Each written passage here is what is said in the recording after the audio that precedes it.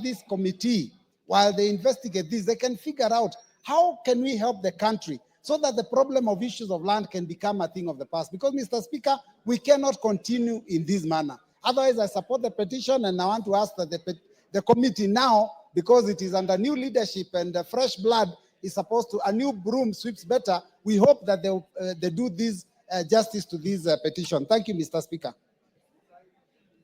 Yeah, the Honorable Adan Kenan. Mr. Speaker, one of the reasons that led to the agitation of the promulgation of the current constitution was to address some of the historical injustices. Mr. Speaker, as a country, we must not be afraid to make certain critical decisions that will improve our image as a country, Mr. Speaker, that will also add value to our diversity, representing the many nation states that constitute this premier nation. Mr. Speaker, this petition being filed in the National Assembly attempts to address some of the issues some of the critical organizations have been either skirting or refusing to acknowledge. It is high time that the Land Commission, and Mr. Speaker, you remember, under Chapter 15 of the current Constitution, we have so many constitutional commissions.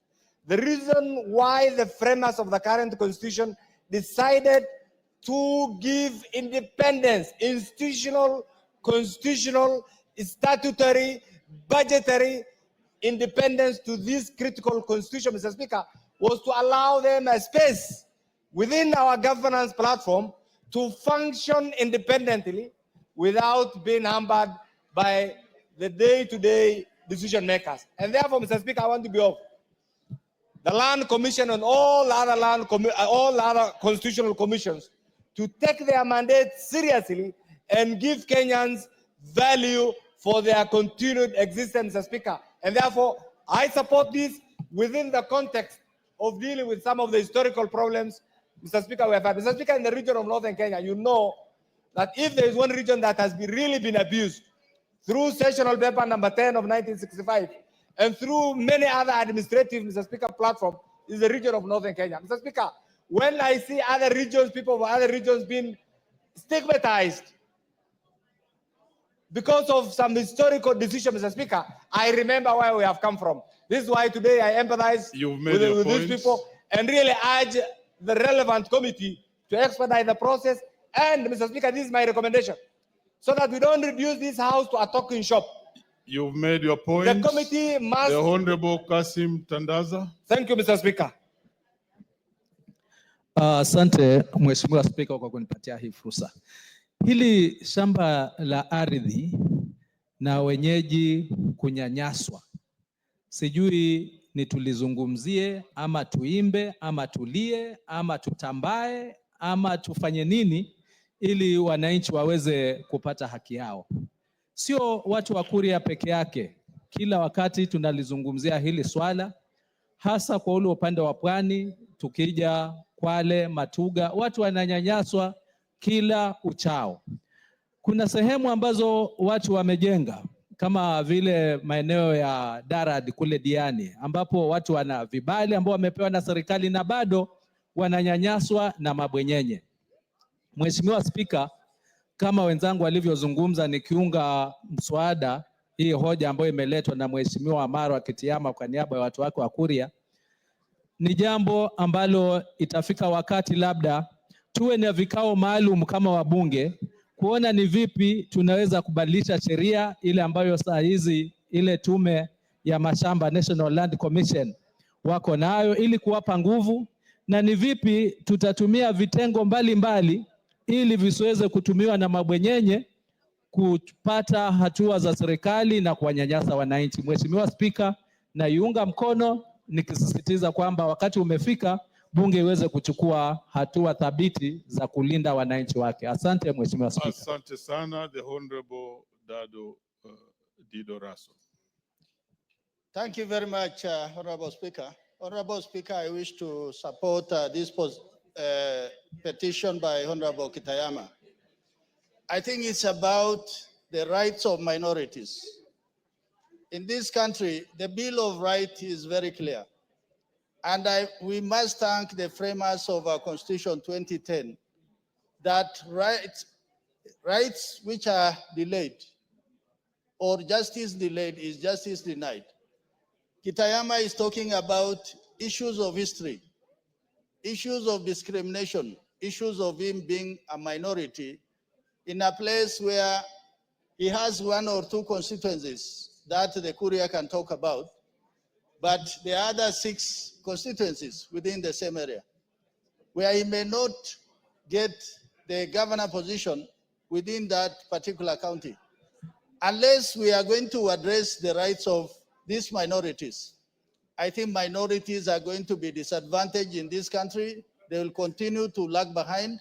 And that is why once this petition comes to the floor of the House, it is important that it is observed with the best lenses so that their rights can be restored. Thank you, Honorable Speaker. Finally, on this, let's have the Honorable Wilberforce Owundo. Thank you, Honorable Speaker. I stand in solidarity with my friend who sometimes always in this petition concerning the land issue in his constituency. Honorable Speaker, the issue of land conflicts has been clearly picked out in the Njonjo Commission report. It has been clearly picked out in the Dung report. It has clearly been picked out in the National Land Policy and subsequent legislations and policies. Honorable Speaker, the Constitution of Kenya envisaged 2 separate approaches to solving historical land injustice as well as land disputes. Honorable Speaker, when we created the National Land Commission, we believed and trusted they'll have the full constitutional mandate to resolve such issues. But over time, Honorable Speaker, their mandate or their roles has been emasculated through some intestine wars between the main ministry, the cabinet secretary, plus the National Land Commission because of stupid fights that do not need to. We just hope this petition, at its fullness, they will pick out the legal lacuna and make sure we return land dispute matters back to the National Land Commission and also have local traditional land dispute mechanism, Honorable Speaker. They are faster, they are more efficient, and they consider local issues that could easily be considered faster and expeditiously. I support, Honorable Speaker. Very well. This petition is referred to the Public Petitions Committee. Is the chair in the House? Any member of the Public Petitions Committee in the House? Very well. After how long will you be having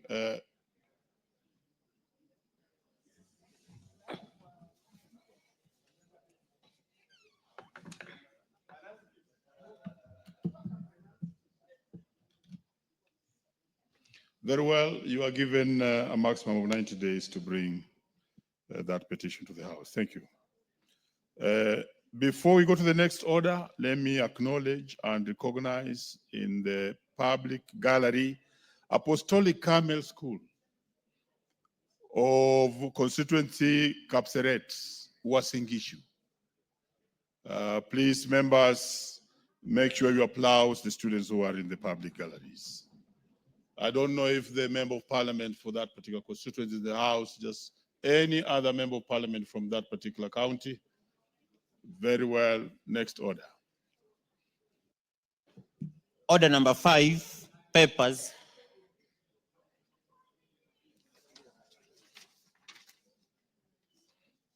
Majority. Give me the bag. Yeah, thank you. Honorable Speaker, I beg to lay the following papers on the table of the House today, Thursday, April 24th, 2025.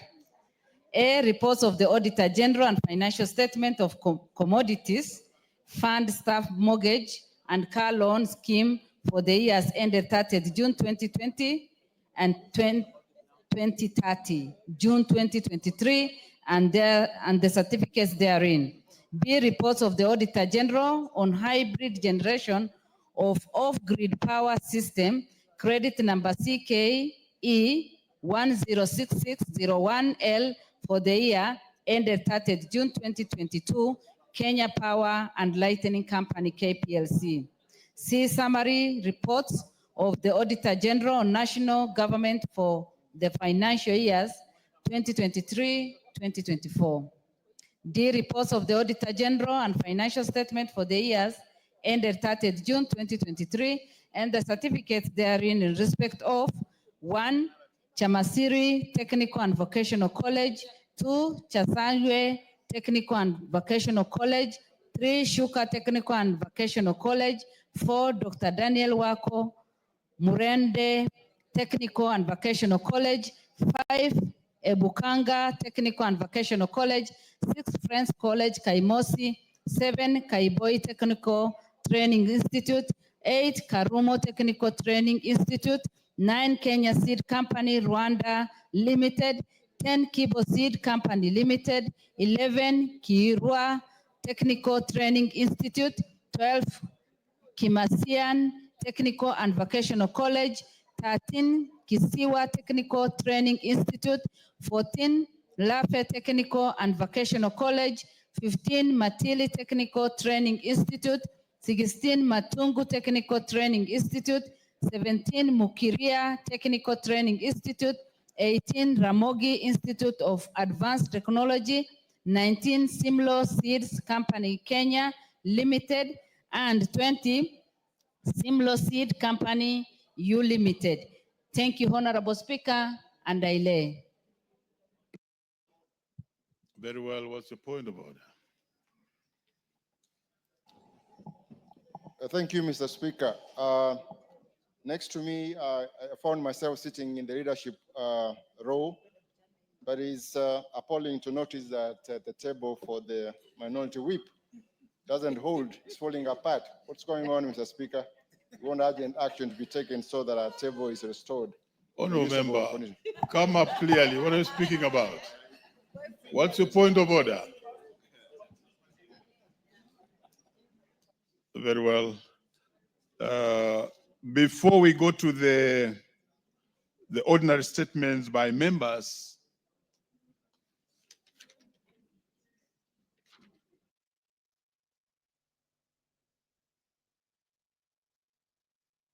next order. We shall call you. Order number 6, notices of motion. Order number 7, questions and statements. Very well. Before we go to the statements by the members, let me bring the leader to give his Thursday House business statement. Proceed, leader. Thank you, Honorable Speaker. Honorable Speaker, I pass on to the provisions of Standing Order 44-2A. I rise to give the following statement on behalf of the House Business Committee, which met on Tuesday, 22nd April 2025, to prioritize business for consideration during the week. Honorable Speaker, with regard to business scheduled for Tuesday next week, the House is expected to consider the following bills at various stages, some of which are listed in today's order paper. Honorable Speaker, we will have a look at the Committee of the Whole House on the 2 bills that we have passed our second reading today, that is the Social Protection Bill 2025 and the Value Added Tax Amendment Bill 2025, Honorable Speaker. Then, Honorable Speaker, we will move to second reading of the following bills. 1, the Learners with Disabilities Bill, Senate Bill number 4 of 2023, a very important bill, Honorable Speaker. Then we'll do the National Cohesion and Integration Bill 2023 and the Political Parties Amendment number 2 bill, a Senate bill. That's a Senate bill, Honorable Speaker. In addition, Honorable Speaker and members, the House will also consider the following motions: ratification of agreements on fisheries subsidies. This is a very important bill. Those people with those members coming from fish growing areas, and the chairman here, we will look at the ratification of agreements on fisheries so that we can, the bill is coming. The ratification of the agreement on fisheries subsidies is coming on next week, Honorable Speaker. Honorable Millie, make sure you are there. The third report of the Public Investment Committee on Social Services, Administration and Agriculture, audit consideration of the audited accounts of specified state corporation. Third, reports of the Public Investment Committee on Governance and Education on consideration of the audited accounts of state corporation for Central Region. 4, consideration of comprehensive economic partnership agreements between the Republic of Kenya and the United Arab Emirates, and 4, consideration of nominees for appointments as members of the board of Central Bank. Honorable Speaker, it's important to note that the Central Bank is going to have a new board, and we have the privilege as a House, the 13th Parliament, Honorable Speaker, to preside over the, the consideration of the nominees for that appointment, Honorable Speaker. Further, Honorable Speaker, in accordance with the provisions of Standing Order 42A, 5 and 6, I wish to convey that the Prime Cabinet Secretary, the Honorable Musalia David, who is also the Cabinet Secretary for Foreign and Diaspora Affairs, is scheduled to appear before the House on the afternoon of Wednesday, 30th April 2025, to respond to concerns on the criteria used by the government to classify hardship areas and payment of hardship allowance to teachers and other civil servants in the country. Honorable Speaker, you know that this was something that we've been pushing for the last 1 month, and the Honorable Jared Okello has been at the forefront on this. So, Honorable Speaker, we need to be here so that we can actually listen to the Cabinet Secretary on the issue of hardship allowances, payment of hardship allowances to teachers and other civil servants. That is on Wednesday, 30th of April, Honorable Speaker. In addition, the Prime Cabinet Secretary is also scheduled to respond to the following questions. 1, question number 034 of 2025 by the member for West Mugirango, the Honorable Stephen Mogaka MP, regarding measures taken by the government to assist Mr. Chris Ayuga Barake of passport number B203878, who was arrested and detained in India on allegations of online fraud on 6th October 2023. The second question is a question number 035 of 2025 by the member for Nandi County, the Honorable Cynthia Muge, who is not in here, regarding details of all children born to Kenyan mothers in the Kingdom of Saudi Arabia and steps being taken to process their returns to Kenya. And question number 046 of 2025 by the member for Game, the Honorable Elisha Odhiambo. I cannot see Elisha here, but his question will be responded regarding strategies and measures for streamlining the process of integration of Kenyans born abroad and their recognition as Kenyan citizens. Honorable Speaker, in conclusion, Honorable Speaker, the House Business Committee will convene on Tuesday, 29th April 2025 to schedule business for the rest of that week. Now, I wish to lay this statement on the table of the House, and I wish to all members a beautiful weekend, happy weekend, as they go to their constituencies to engage with their constituents on matters development. I wish you a beautiful. Honorable Speaker, I beg to lay. Yes, Honorable Martha Wangari. Thank you, Mr. Speaker, for indulging me. I was looking at the order paper. On Tuesday, I requested a statement on gambling, specifically the Aviator game of chance. And the Speaker ruled that it should be brought to the floor of the House today. It is not listed in the order paper, Mr. Speaker. Maybe you can give us some guidance from the committee, because we are headed to go for recess next week, and it is very urgent that we discuss that matter, Mr. Speaker. Very well, Honorable Martha. I vividly remember you asking for that particular statement. Who is the committee chair? Is in the House? Finance Committee chair. I cannot see the chair in his usual place. Any member of the Finance Committee? Leader? You need to undertake that you remind the chair, Committee Finance, to actually bring an answer to the statement that was asked by Honorable Martha. On Tuesday. Much Very obliged. Well. Yes, what's your point of order, Honorable Member? Thank you, Honorable Speaker. I'm just referring to the statement that has just been read by the Majority Leader, the Deputy Majority Leader, sorry. Honorable Speaker, 2 weeks ago, we raised some fundamental issues here that needed to be responded to by the Cabinet Secretary for Roads and Transport. We expected to have him yesterday. He wasn't here, and we were explained to that he's in China.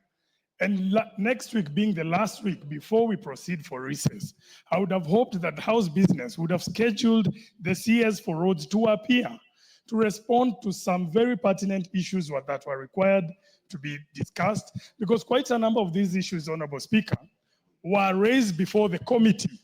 and were to be responded by the Committee of Transport, but were subsequently dropped so that the Cabinet Secretary himself would respond to them. In the absence of the Cabinet Secretary, it means these statements and questions that were raised to the Department of Transport over 2 months ago will not be responded to as we go into recess. So I'd like your indulgence, Honorable Speaker, for the Majority Leader to just explain to us and perhaps give us an undertaking when we expect the Cabinet Secretary for Roads to address some very pertinent issues, especially before we start the You've made your budget point and making quite process. Thank you. clear, very well put. Leader, remember the speaker while sitting, the substantive speaker while sitting in his place did indicate that the CS was out and possibly would be appearing before the House next week. Could you make a comment on that?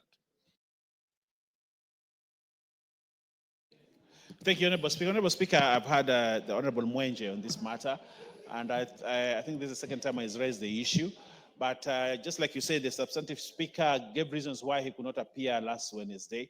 But I also want to undertake that we will get communication from his house, from his office, so that Wednesday, by Tuesday, we'll inform you if he will appear on Wednesday. But I would like also him to appear on Wednesday alongside the Cabinet Secretary, the Prime Cabinet Secretary, because the issues of the Prime Cabinet Secretary are not long. They're just a few items, and it is possible to have the two Cabinet Secretaries appearing on Wednesday. So I want to undertake that we'll make arrangement to have the Cabinet Secretary for Transport be in the House on that day. Thank you, Honorable Speaker. And I would further add that in the interest of all the members, because matters concerning roads concern really the members greatly, make an undertaking, as you have really indicated, that he appears alongside the PCS. Thank you. Now, let's go to the next statement by the Honorable Joseph Gitari, MP Kirinyaga Central. Thank you, Mr. Speaker. Mr. Speaker, I rise to request for a statement regarding authorization of Inouye Division in Kirinyaga County. Honorable Speaker, pursuant to provision of Standing Order 42C, I wish to request for a statement from the chairperson of the Departmental Committee on Administration and Internal Security regarding operationalization of Inouye Division in Kirinyaga County. Honorable Speaker, Inouye was gazetted as a division by the Gazette Notice, volume CX1X on 21st June 2017. However, the government has not yet operationalized the administration unit. The ordinate delay has denied the residents of Kirinyaga County access to essential government services that would have been offered by the divisional offices. Honorable Speaker, it is against this background that I seek a statement from the chairperson of the Departmental Committee on Administration and Internal Security on the following. One, the reason for the inordinate delay of Inouye Division as gazetted by Gazette Notice, volume CX1X on 21st June 2017. And two, Mr. Speaker, report on the measures that the government is taking to make sure that Inouye is operational as a division, including the timelines. I thank you, Mr. Speaker.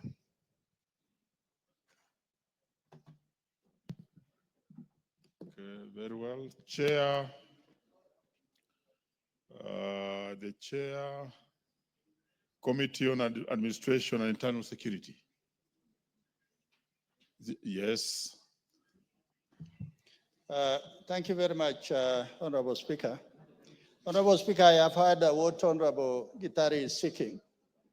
Last week, when the Honorable Kipchumba Murkomen, the Cabinet Secretary for Interior, appeared before the House, I think he really addressed himself to that issue.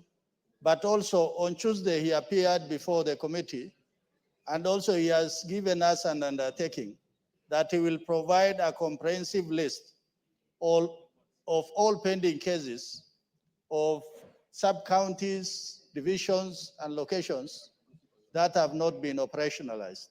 So for that reason, we will undertake to provide response to the House immediately we come from the recess. Thank you, Honorable Speaker. Very well. Yes.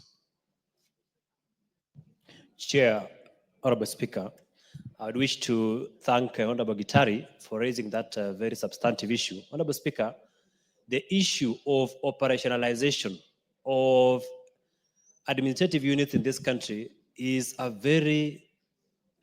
issue that the Ministry of Interior should take up seriously. Honorable Speaker, it is not only in Nyandarua that issue has come up. It is all over the country. So, Honorable Speaker, I call upon the CS for Interior and the entire Committee for Interior to take up that matter to ensure that, one, apart from operationalization, what is the legal framework guiding the issue of setting up new administrative units in this country? Because, Honorable Speaker, there is no clear framework. It is only given as a token, or it is only given when you request. So, Honorable Speaker, I second that statement. Order. There's no need of seconding statements. And I've been a religious follower of this matter. When the minister was here, as Raso has explained, there's an undertaking now that is in progress. And indeed, the sentiments you are actually putting across were put the same day. But we thank you for them. Indeed, Hon Raso, take those statements in mind, and that's, I think, what we told the minister to undertake and bring a list. Yes, Honorable Raso. Thank you, Honorable Speaker, for indulging me. I think what the MP for Marakwet, he was in the House on that day. What the minister said, he needed 2.5 billion to operationalize everything that has been gazetted. So the onus is on us. If we are ready to give him the money, then whatever has been gazetted will be operationalized. So for that reason, Honorable Gitari's statement will be responded to, but I think we cannot play the ball outside this House. This is a budget-making House, and we must look for the money. Thank you, Honorable Speaker. Very well. The Honorable Farah Yakum. Thank you, Mr. Speaker. Honorable Speaker, pursuant to Standing Order 44-2C, I rise to request a statement from the chairperson of the Departmental Committee on Administration and Internal Security regarding the status of security measures in the Fafi constituency, Garissa County, following a recent attack by suspected Al-Shabaab militants. Honorable Speaker, it is with profound concern that I report the tragic loss of 6 police reservists and the injury of 4 other officers in a heinous attack that occurred on 23rd March 2025 in Biamodu Fafi constituency. The assailants, believed to be members of the Al-Shabaab terror group, staged a coordinated assault on a police reservist camp at dawn, deploying firearms and explosives to overwhelm the facility. Shockingly, there has been no official statement or communication from the relevant government authorities on this matter. This attack is the latest in a series of security breaches attributed to Al-Shabaab, a group officially designated as a terrorist organization by the government of Kenya and the international community, often targeting military personnel, security installations, and civilians alike, primarily in frontier counties such as Garissa, Wajir, and Mandera. Honorable Speaker, the National Police Reservists have played a critical role in supplementing formal security operations, particularly in remote and underserved areas. It is against this background that I seek a statement from the chairperson of the Departmental Committee on Administration and Internal Security on the following. 1, provide information on the government's mechanism for compensating the families of 6 NPR officers who tragically lost their lives during the attack in Fafi constituency. State measures the government has taken to cover the medical expense of the 4 officers who sustained injuries during the attack. Provide details on any ongoing or planned support programs, financial, psychological, or otherwise, for the affected officers and their families. State the immediate security interventions with long-term strategies the government is implementing to safeguard the residents of Fafi constituency and prevent further attacks by Al-Shabaab or other militant groups. I thank you, Honorable Speaker. The Chairperson, Administration and Internal Security, Dido Raso. Thank you very much, Honorable Speaker. Honorable Speaker, I believe the honorable members made us something that is very substantive. His constituency that borders a neighboring country actually is under serious threat security-wise. And I think more than that statement, although we will share the statement with the ministry, I would ask him to engage also the committee so that the committee makes an effort of even visiting the region so that we are able to help out and brief the House accordingly. So how long? Immediately after the recess, Honorable Speaker. Very well. The next statement was to be by the Honorable Badagala, but the Honorable Badagala did write to the Speaker, and therefore that one is held in abeyance, and therefore let's move to Honorable Mayaka.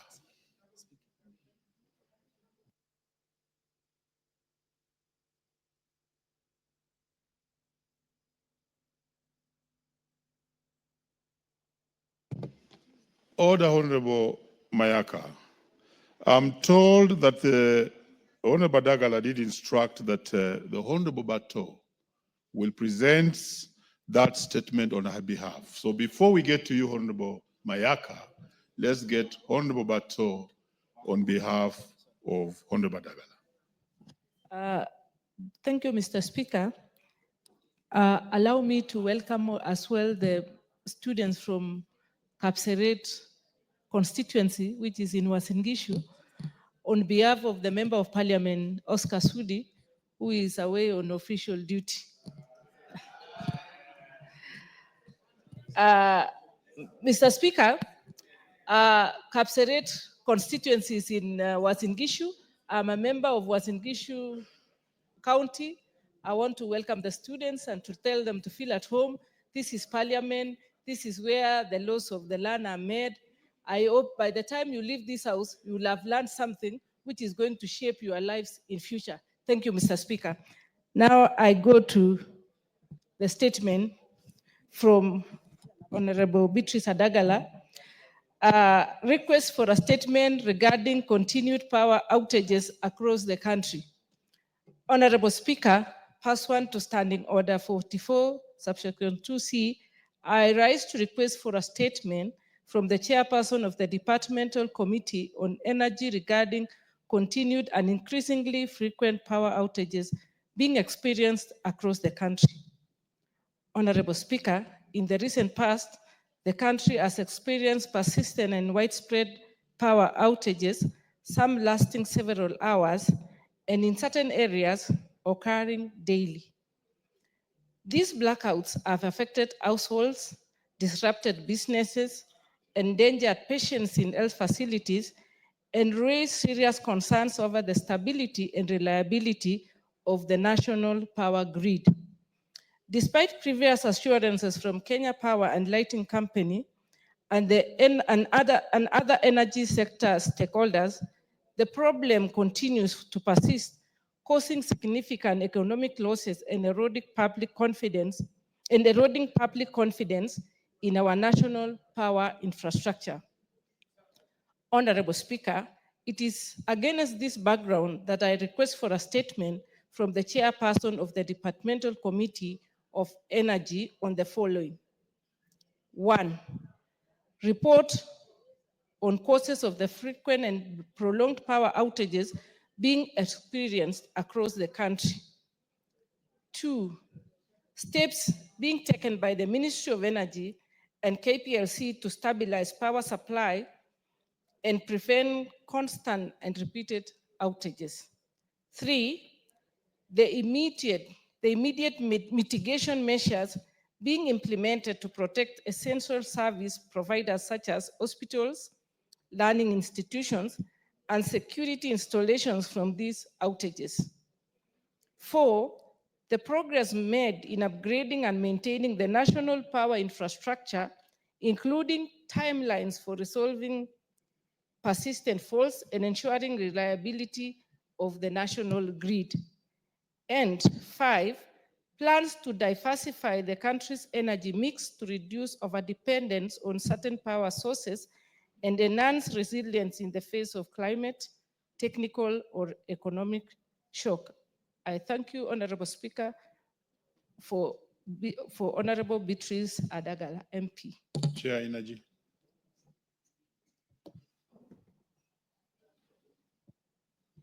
Honorable Speaker, we request once we resume, because we'll be looking at it, and once we resume after recess, we'll be able to give a response.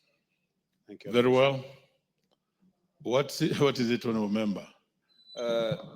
Mr. Speaker, I want to kindly request you, because I tried to come up with the same question and I was told it will be on the floor today. The Honorable Gikaria must get serious on replies to this House. Honorable Member, this is a statement, not a question. Yeah, but yeah, on replying, that's what I'm saying, because he's saying after we come from recess. Yes. For instance, where I come from, Ngong, Rongai, and Kisera. Mr. Speaker, a lot of people depend on power to do their barbershop, their salon. Businesses are falling down because of continuous maintenance every week, every day, 3 days in a week. When Gikaria says he'll reply after recess, Chairman, it can't be that way, because we need an answer immediately, next week before we go on recess. 3 weeks is too long for small business people within where we live. Some of our houses, even members of parliament. And the Honorable Gikaria, you are the chair for Energy Committee. You must provide answers to this House. Order, Why are you Honorable saying Member. that after recess? After recess, how? Order, Honorable Member. It's only proper that we give the chairman ample time to prepare. And I therefore instruct the Honorable Gikaria. Order. Take your seat. I gave you a chance to speak, so you can now not maneuver me around. Yes, order. We really need to give the committee time. But before Gikaria speaks on this, I can see the honorable member is also very enraged. What is it? No, we have given to Jalango. Jalango. Thank you so much, Mr. Speaker. Precisely. This is not the first time matters electricity and blackouts are being mentioned in this House. We've brought statements, we've asked questions, and it's always give us a week, give us a month, give us 3 weeks.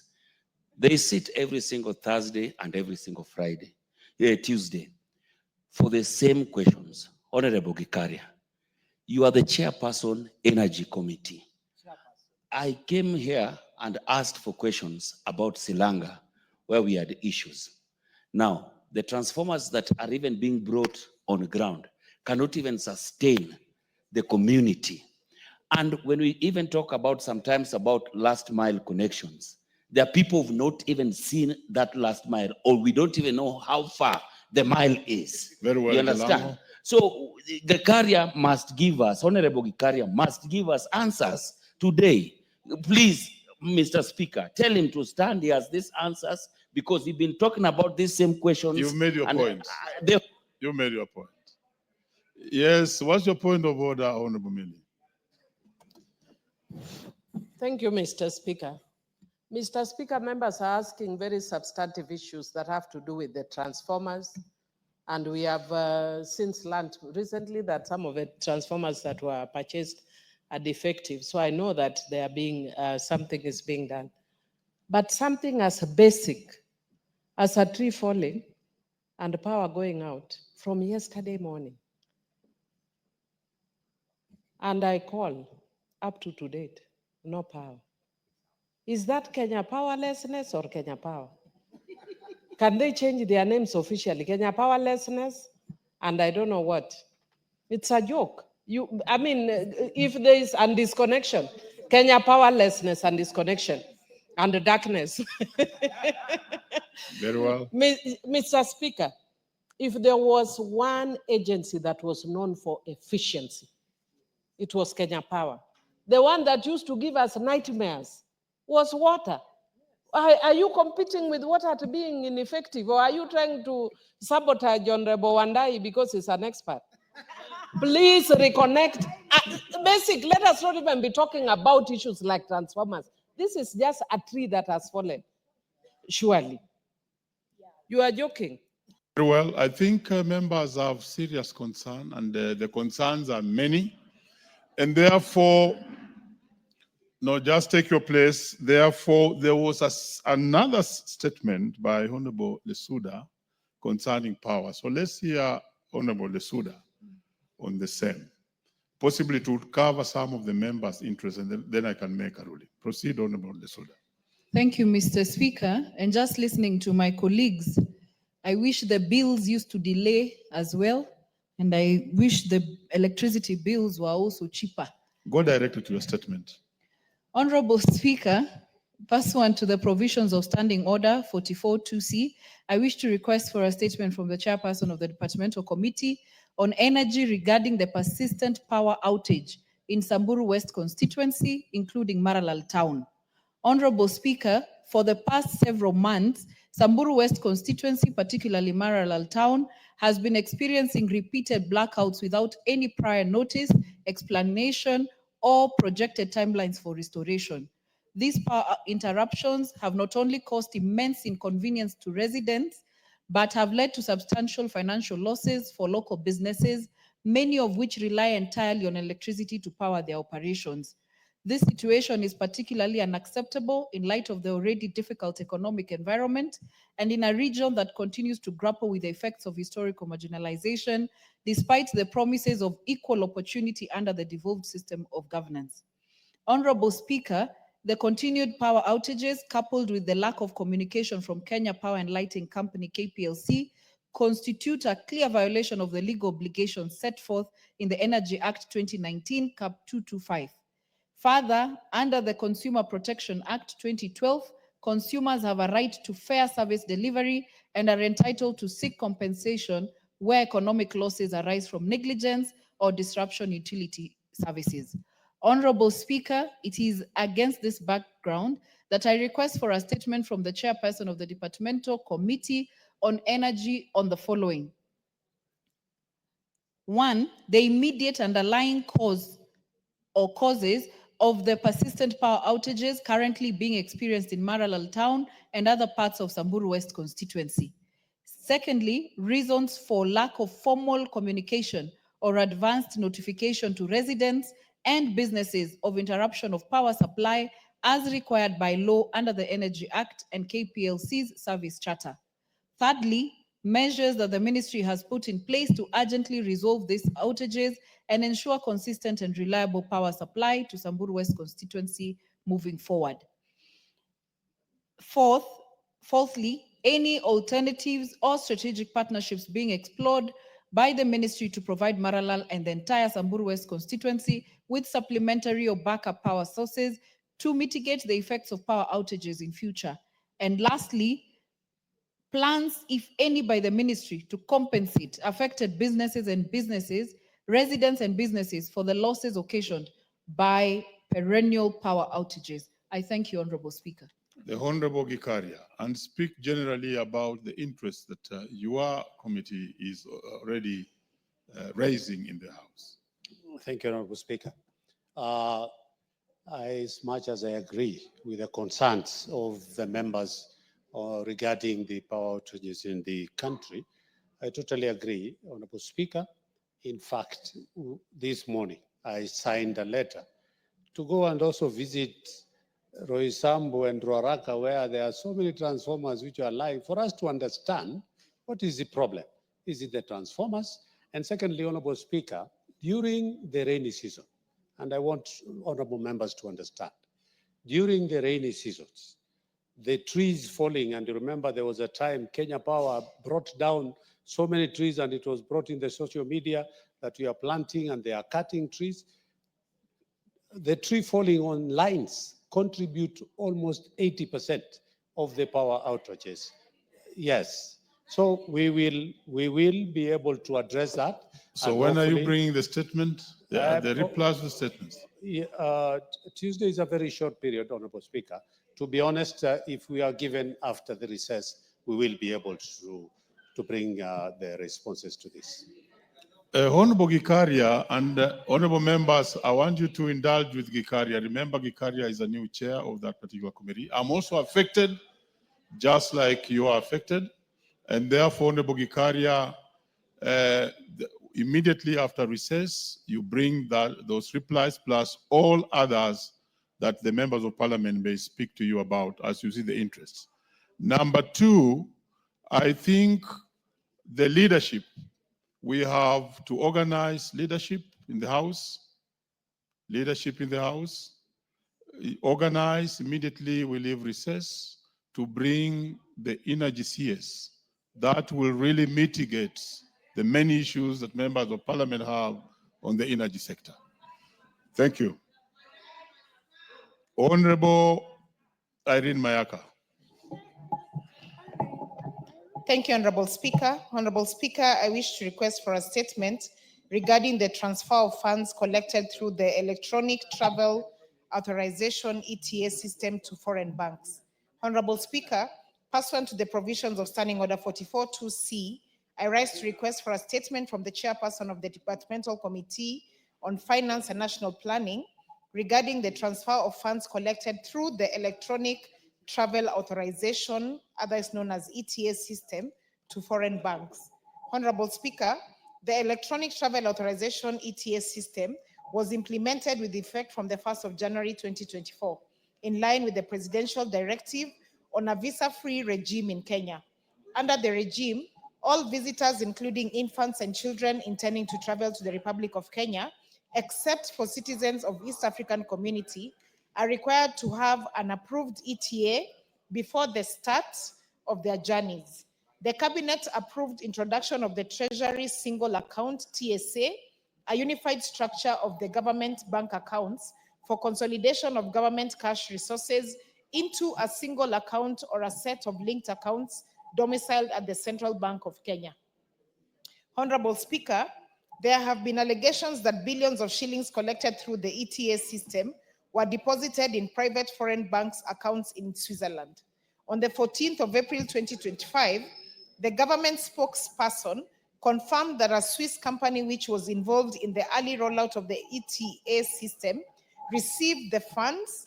This arrangement contravenes Article 2061 of the Constitution, which establishes the consolidated fund where all monies raised or received by the national government must be paid, unless excluded by an act of parliament or lawfully retained by a state organ to cover its expenses. In addition, Section 28(1) and 6 of the Public Finance Management Act, Cap 412A, mandates that only the National Treasury can authorize the opening of bank accounts for national and county government entities, and it must maintain complete and current records of all such accounts. Honorable Speaker, it is against this background that I request for a statement from the chairperson of the Departmental Committee on Finance and National Planning on the following. Number one, the circumstances that led to the funds collected through the Electronic Travel Authorization ETA system to be deposited in foreign bank accounts instead of the Treasury Single Account TSA through the e-citizen system. Number two, a report on the particulars of the foreign bank accounts holding fees collected under the ETA platform, and if there were any relevant approvals by the National Treasury authorizing the opening and maintenance of the same. Number three, the quantum of funds held in these banks, the corresponding periods the funds have been held, and settlement dates since the inception of the implementation of this ETA system. And finally, number five, the details of the settlement framework entered into by the government and the foreign Swiss company for funds collected through the ETA system. I thank you, Honorable Speaker. Chair, Finance and National Planning. Leadership. You will undertake? Yes. Yes, Chair. Yes, Honorable Speaker. So please undertake that the replies to that particular statement come immediately after recess. Thank you, Honorable Speaker, and we'll do that. Next, the Honorable Joshua. Thank you, Honorable Kandiye. Speaker. pursuant to provisions of Standing Order 44-2C, I rise to request for a statement from the chairperson of the Departmental Committee on Tourism and Wildlife regarding rampant cases of snake bites in Baringo County.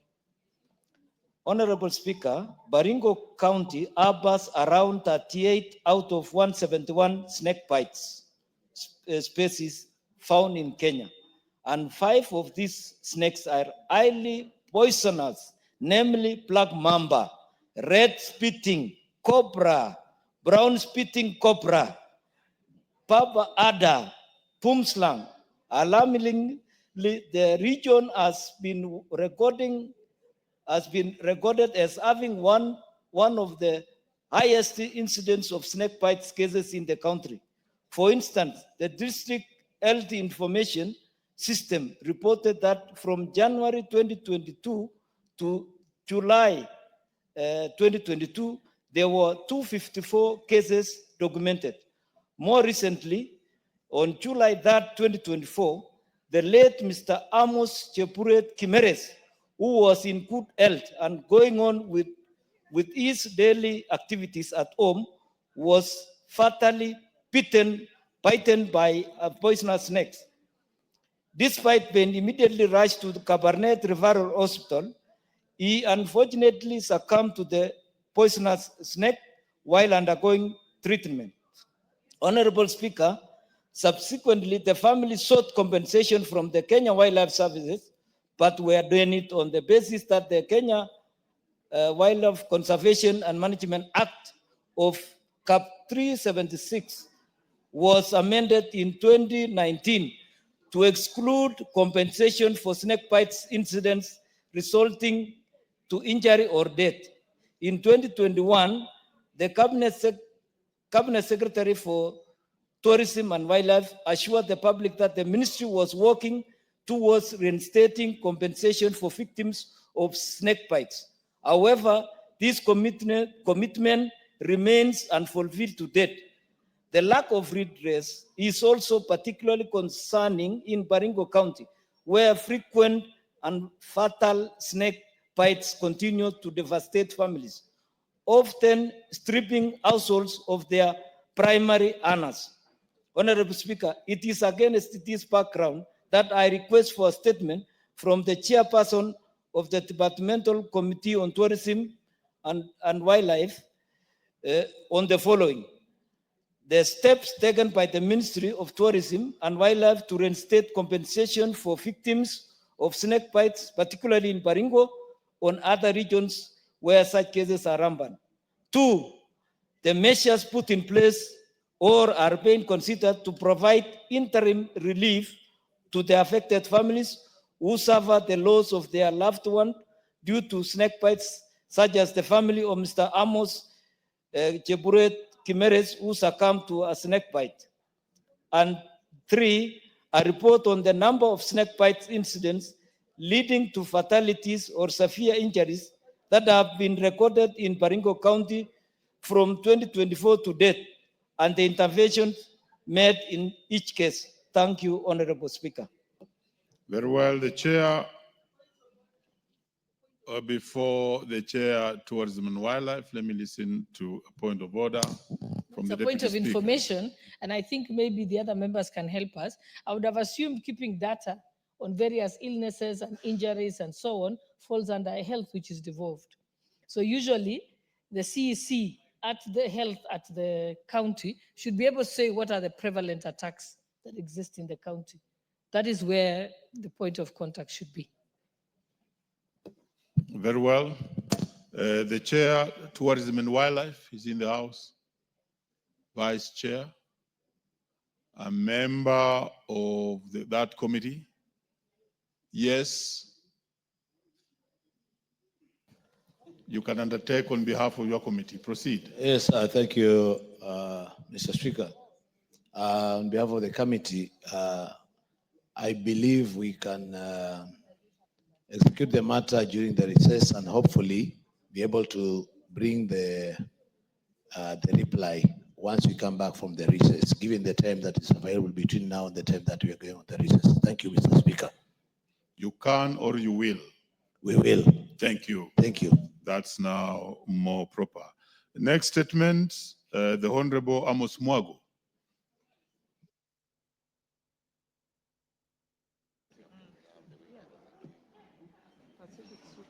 Honorable Speaker, pursuant to the provisions of Standing Order 44-2C, I wish to request for a statement from the chairperson of the Committee on Transport and Infrastructure regarding collapsed bridges in Ngara and Lanimai wards within Starehe constituency. Honorable Speaker, Section 10(2) of the Kenya Roads Act, Cap 408, provides that the Kenya Urban Roads Authority, KURA, is responsible for the management, development, rehabilitation, and maintenance of urban roads, which includes any bridges on these roads.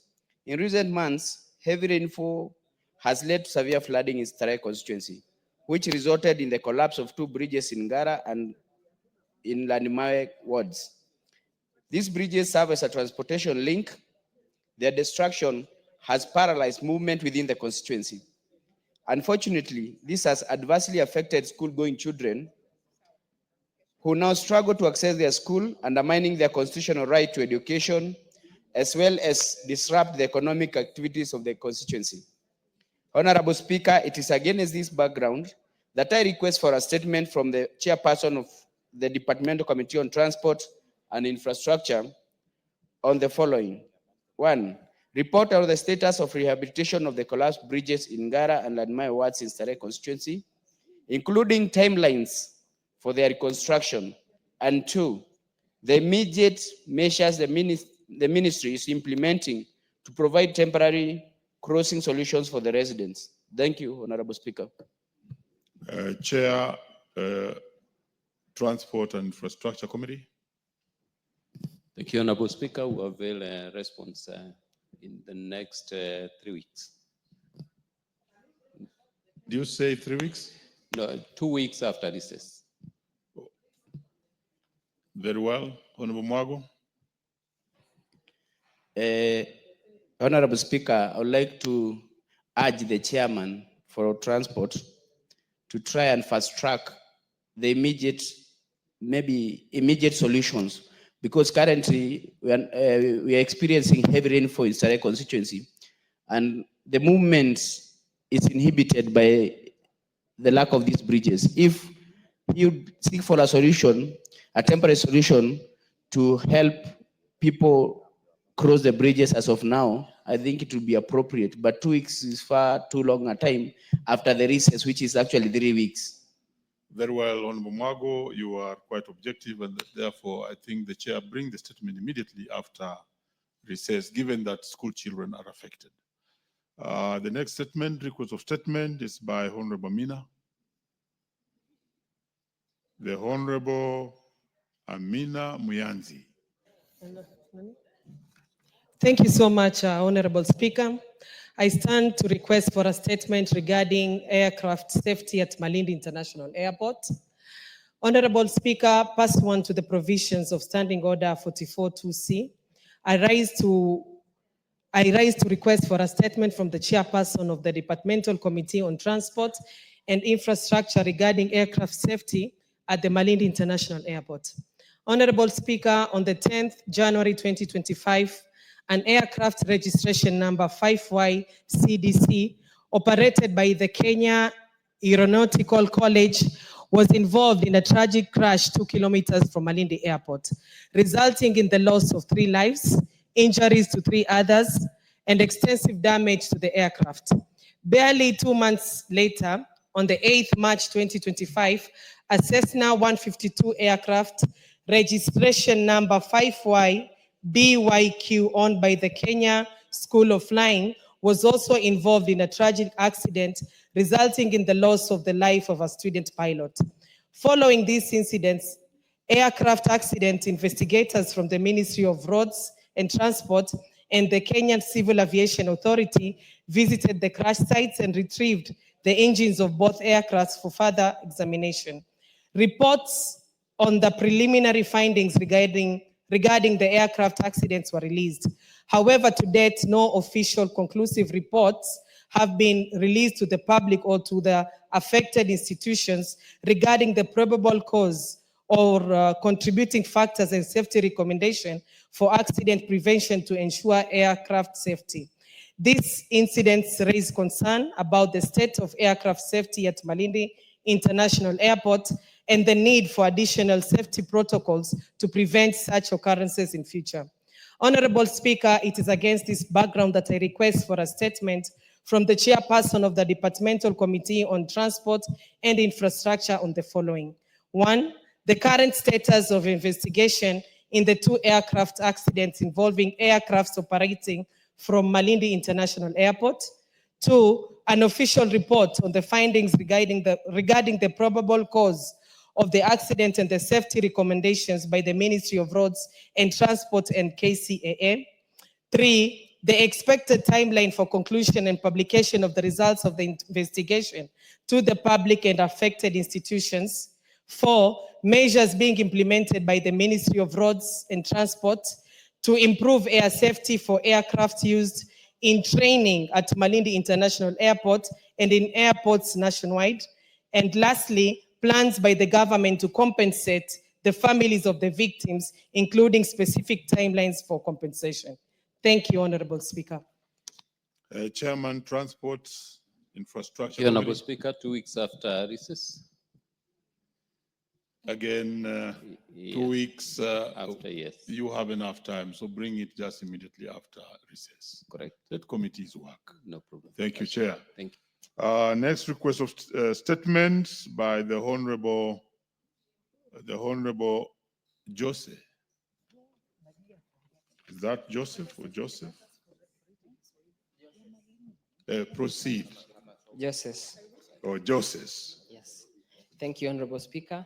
I rise to request for a statement on the upgrading of Eldoret Kapsabet Chavakali Road, C39. Honorable Speaker, pursuant to the provision of Standing Order 44-2C, I rise to request for a statement from the chairperson of the Departmental Committee on Transport and Infrastructure regarding upgrading of the Eldoret Kapsabet Chavakali Road, C39.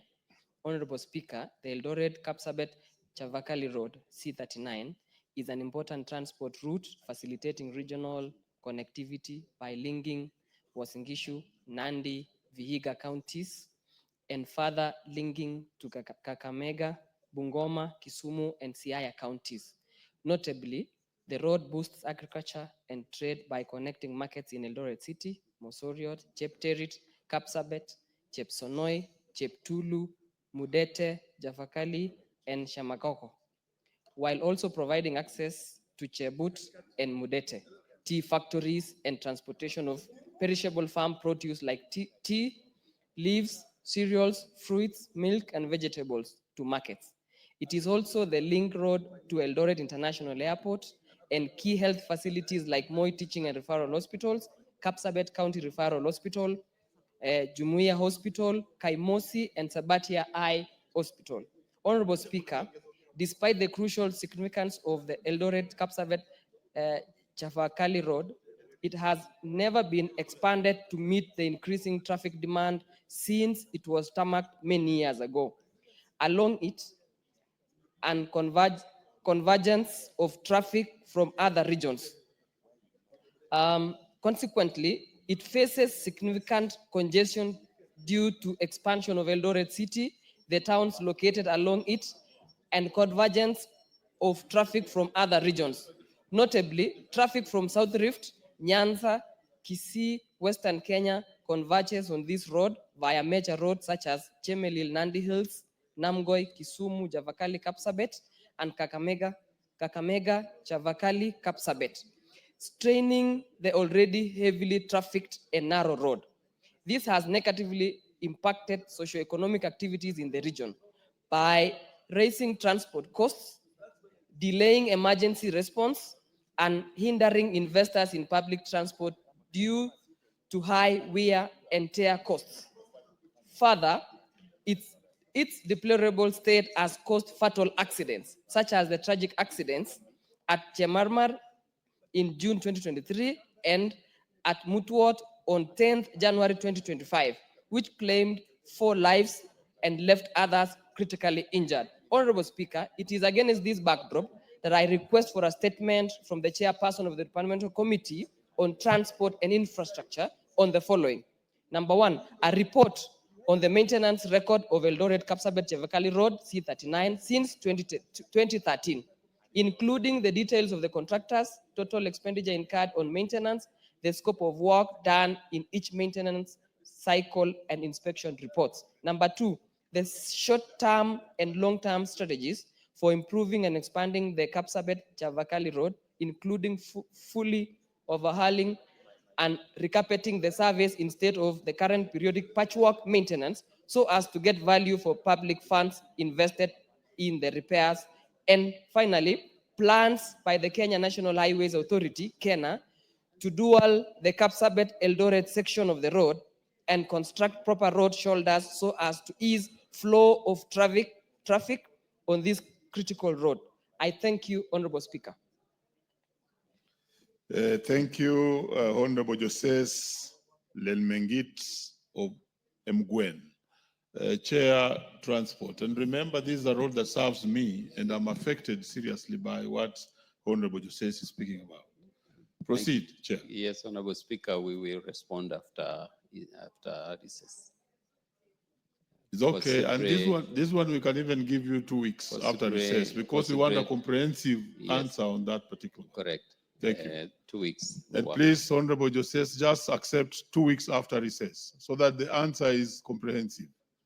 Because it's a road that has really disturbed the communication between Eldoret, Kapsabet, and Vihiga. And I think even the Honorable Member for Aldai is also an interested party. Thank you. Let's move to response to statements. And the first one, we begin with a response by the Chair of Administration and Internal Security on a statement asked by Honorable Kakai Bisa, who is in the House, MP Kimilili.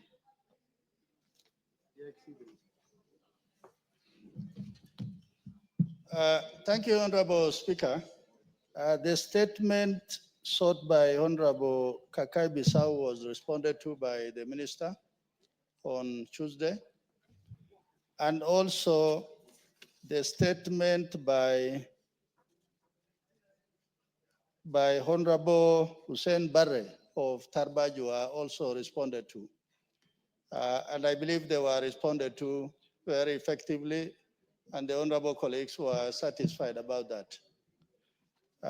But I have 2 other statements which were not responded to. One by Honorable Amina Dika, the member for Tana River, and the second one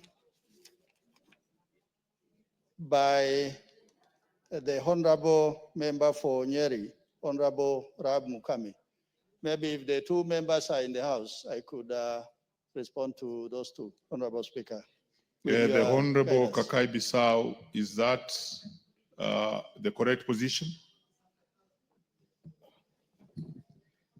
Thank you, Mr. Speaker, sir. Yes, indeed, we met the CS, Internal Security, including the PS.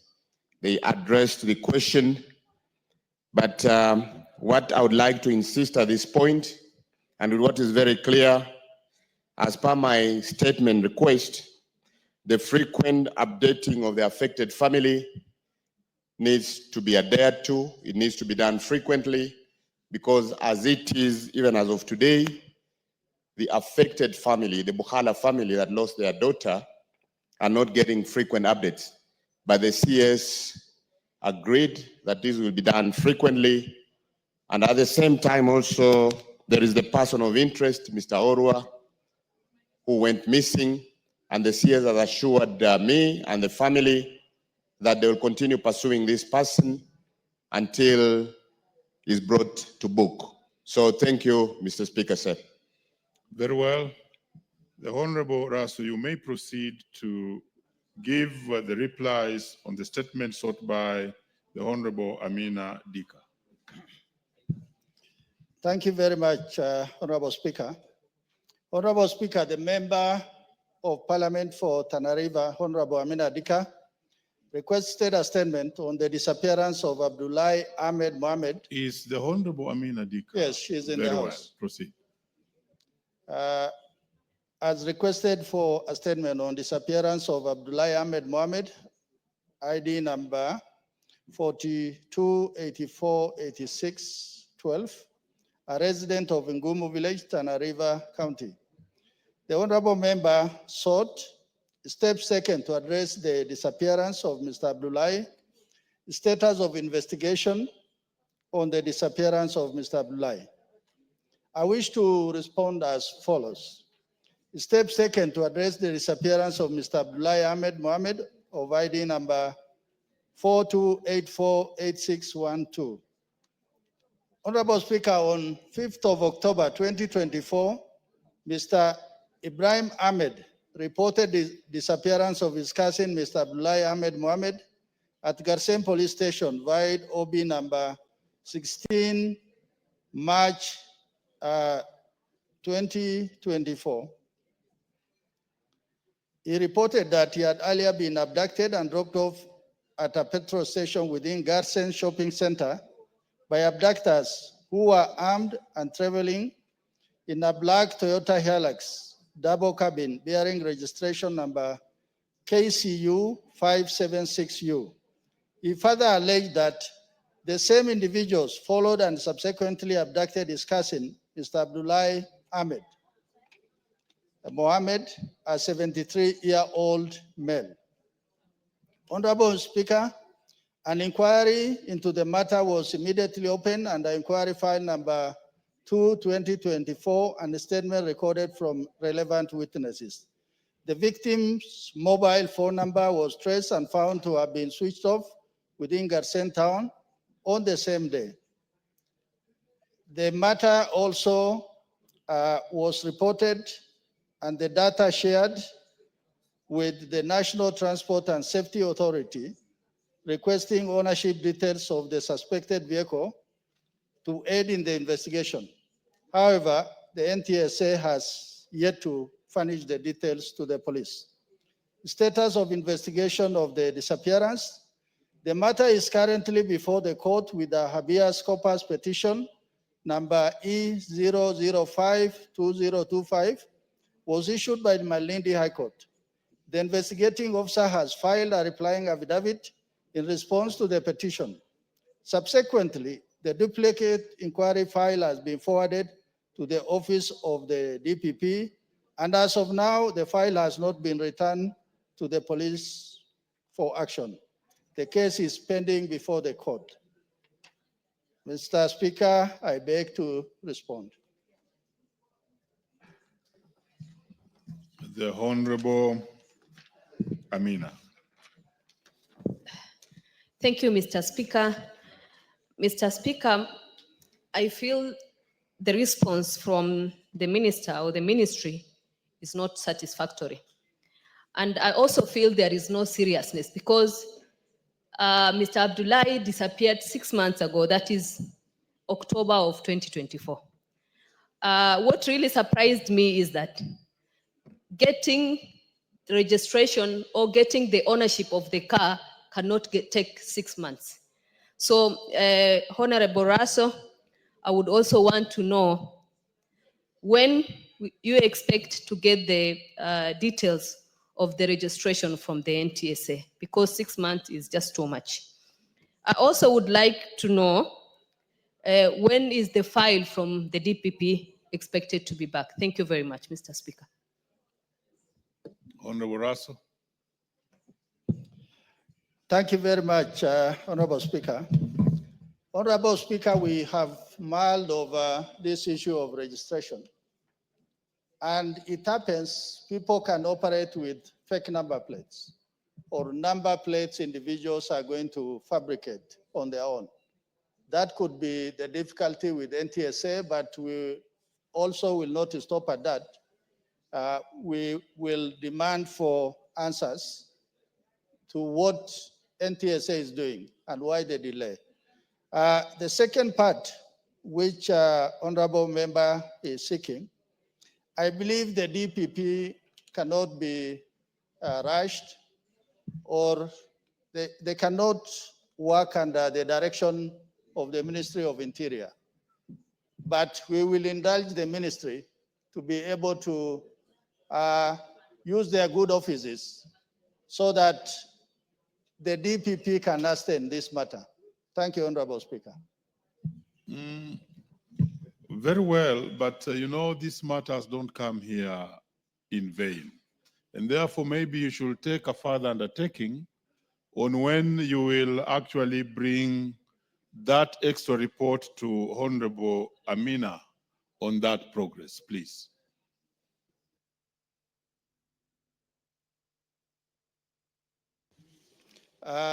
Thank you, Honorable Speaker.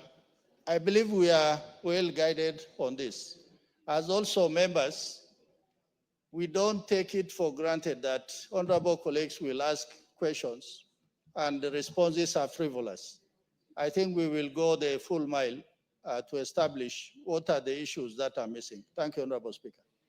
Thank you. You may proceed to also bring the replies to the statement sought by Honorable Rahab, MP Nyeri County. Thank you very much, Honorable Speaker. Honorable Speaker, the member for Nyeri County, Honorable Rahab Mukami, has requested for a statement regarding the recent murder of a patient in Kenyatta National Hospital. The honorable member particularly sought to be informed on the status of investigation into the death of Gilbert Kinyua Mudhoni, actions being taken to ensure the perpetrator of the crime is arrested and prosecuted, measures being put in place to intensify security of health facilities in the country. Honorable Speaker, Gilbert Kinyua Mudhoni was killed on 7 February 2025 within Kenyatta National Hospital Neurology Patient Ward, Level 7B, Male Section, Group C, Cube 2. The incident was reported at Capitol Hill Police Station. The Homicide Investigation Bureau, alongside the forensic team from the DCI laboratory, were called in to process the crime scene. The deceased was found to have sustained a deep cut on the throat, and the beddings were heavily soaked with blood. The cube contained 2 beds, meaning the victim shared the space with another patient. Blood droplets were observed on the floor, trailing from the deceased bed towards the adjacent patient bed. The suspected blood traces collected from the floor, Crocs, kitchen knife, and fingernails were swabbed for forensic analysis and submitted to the government chemist in Nairobi on 7 February 2025. CCTV footage from Ward 7B was retrieved for further review. Statements were recorded from key witnesses, nurses on duty, security personnel, a cleaner, and one of the patients in the same ward. On 27 February 2025, analysis results confirmed that the DNA profile generated from the blood stains in both the knife and floor swabs matched the DNA profile of the deceased. However, the fingernail clippings did not yield any foreign DNA profile, and the swabs from the Crocs contained only lightly stained human blood. After the investigation, the file will be forwarded to the Office of DPP for review and further direction. Action being taken. The investigation are ongoing, and when finalized, any persons found culpable will be arraigned before court. Measures being put in place to intensify security in healthcare facilities. Honorable Speaker, the following measures are being taken to enhance security in healthcare facilities.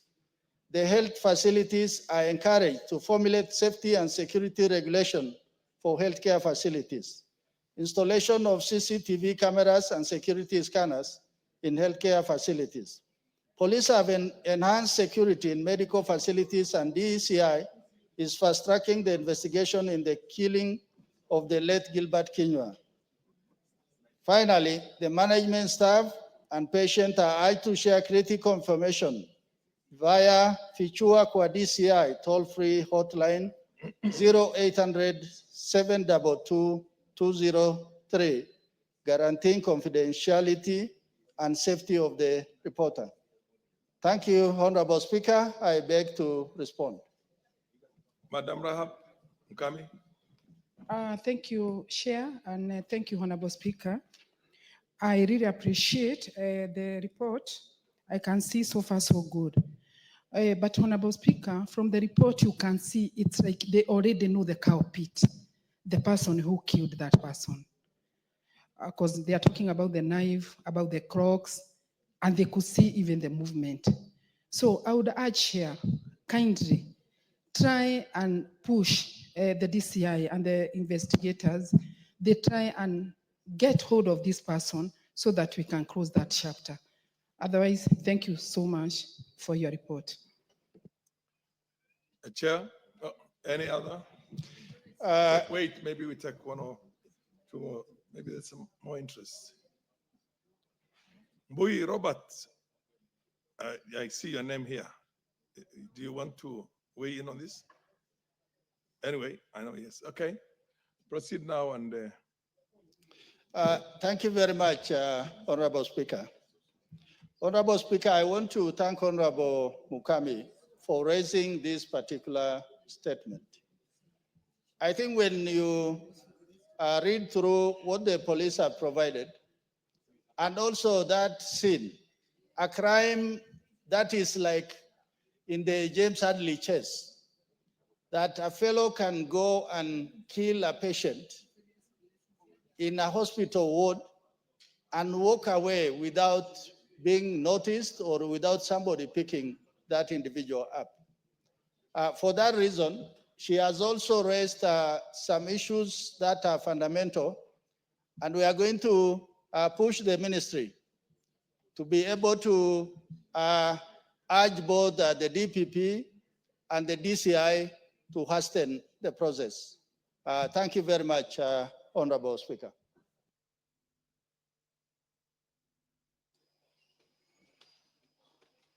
Madam Mukami,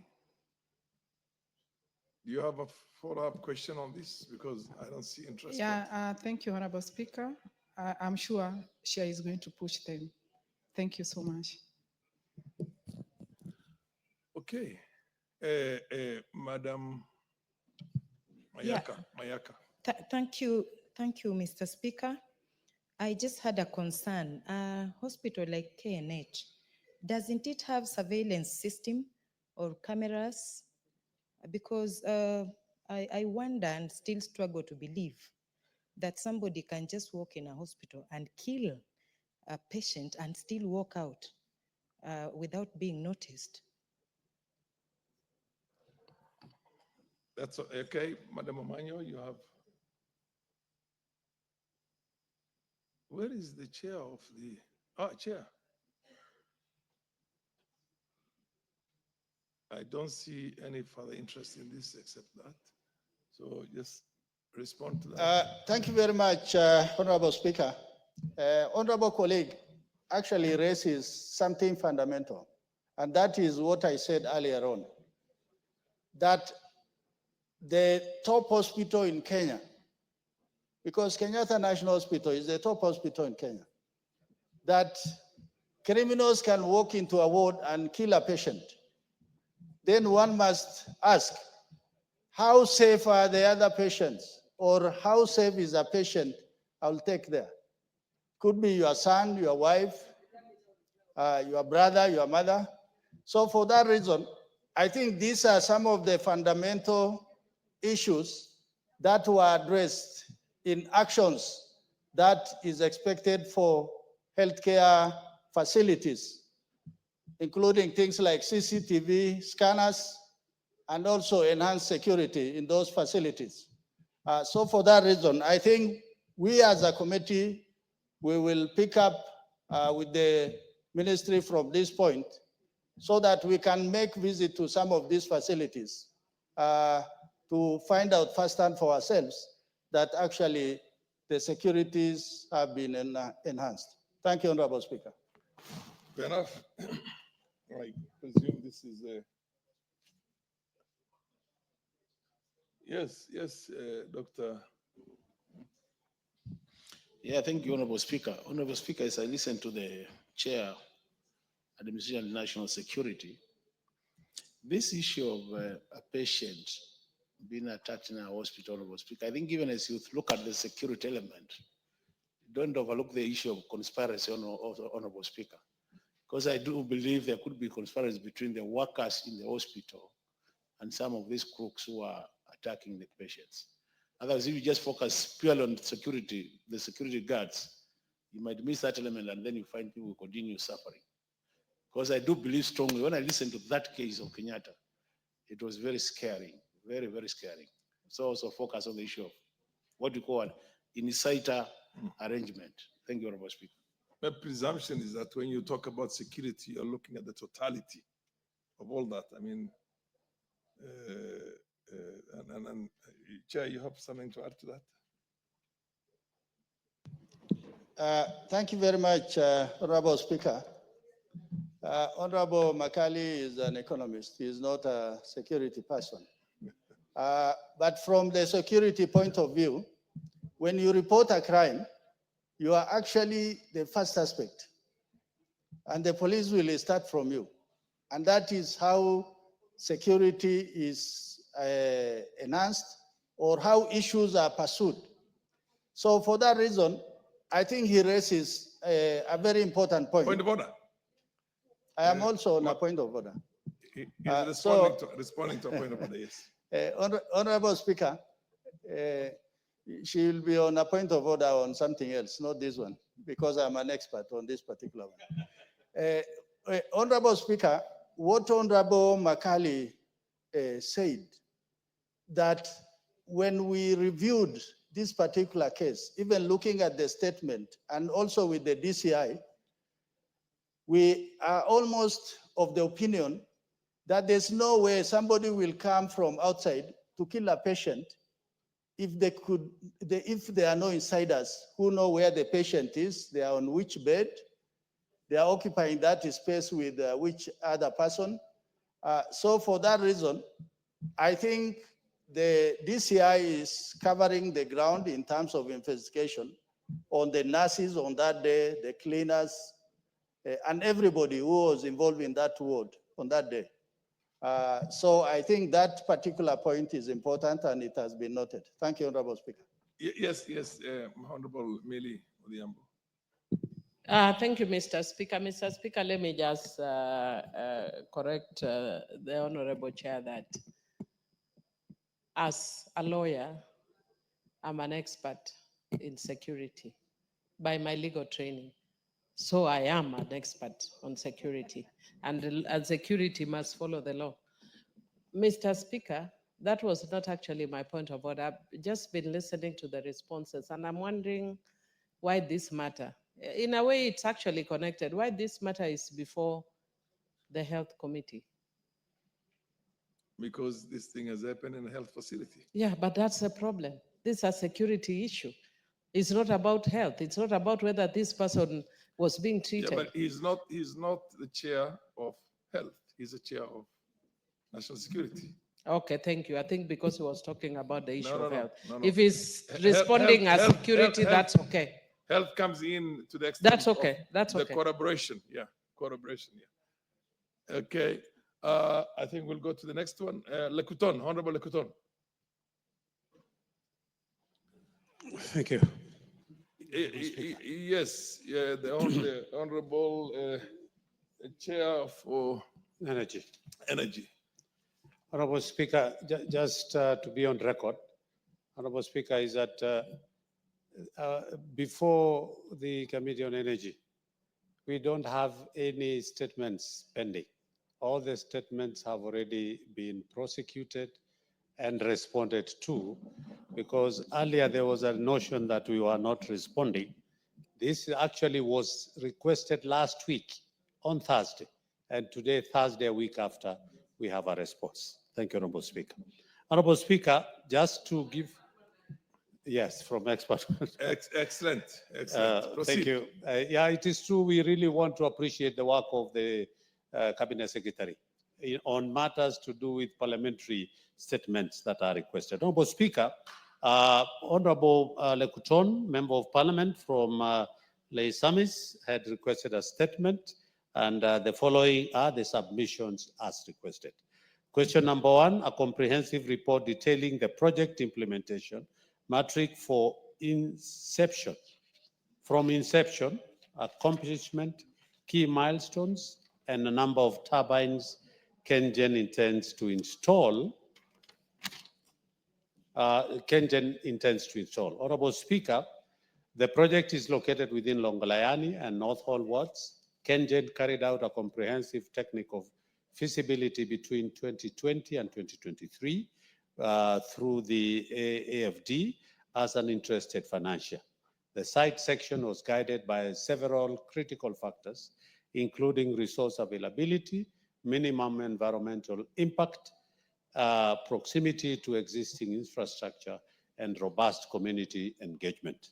Phase one of the project will consist of 45 megawatt turbines totaling to 200 megawatt and a construction of 52.5 kilometer transmission line to the substation in Sirima. Phase two will have an 800 megawatt installed capacity. Below is a breakdown of activities already undertaken. Honorable Speaker, it's quite a lengthy, and I hope Honorable Lekuton has a copy. It's a table activities already undertaken up to completion of the feasibility study that started on February 2019, where application for Marsabit County Government to develop wind power followed thereabout after almost up to now, March 2025, where we have the environmental impact assessment report that is going. And lastly, that is as of March 2025. And lastly is a free prior and information consultation and consent. That has taken since 2019 to date, and the process has been going on. Secondly, the second question, as the total acreage of land KenGen intends to use for the project, including buffer zone. Honorable Speaker, the Marsabit Wind Farm project will require approximately 49,800 hectares to accommodate the installation of wind turbine generators, supporting infrastructure and internal road networks. This includes 365 square kilometers in Longolayani Ward and 56 square kilometers in North Hall Ward. The designated area accounts for the necessary buffer zone and transmission wayleaf. Three, what was the action taken by KenGen to address the concern raised during public participation as precedents to the project implementation? It is important to appreciate that KenGen has carried out extensive engagement with the community and other stakeholders. In a joint workshop held on the 21st and 22nd March 2025 in Isiolo, which included representatives from the 5 indigenous communities, Council of Elders, professionals, women, youth, and persons living with disability, it was agreed that certain issues raised will be addressed through technical studies, while other issues would be resolved during environmental and social impact assessment report that will be going. 4, a question as to assurance that the planned infrastructural developments stemming from the project, especially roads, will traverse Leisami's constituency. Honorable Speaker, the response to that is that the primary mandate of Kenya is power generation. However, the company will corroborate with the relevant government institutions to ensure that the project equipment is safely transported to the site. KenGen will continue to monitor the various efforts being made in the area on a road construction or modifications, and the final decisions will be taken at the project implementation stage based on the best route that will be more efficient, especially in considering wide load requiring a large clearance. Lastly, Honorable Speaker, the funding framework for the project. The response is, Honorable Speaker, the Marsabit wind farm project represents a total of investment is approximately 450 million euros, and transmission line by Development Finance Institution. At the present, KFW and AFD have been involved in the project since 2018 to 2024. KenGen will also be on leverage on government incentives or subsidies. The financing negotiations of the project have not yet begun. That is the response, Honorable Speaker. Sorry, we have question number 6, modalities on how KenGen intends to implement the project prior to full acquisition of community land.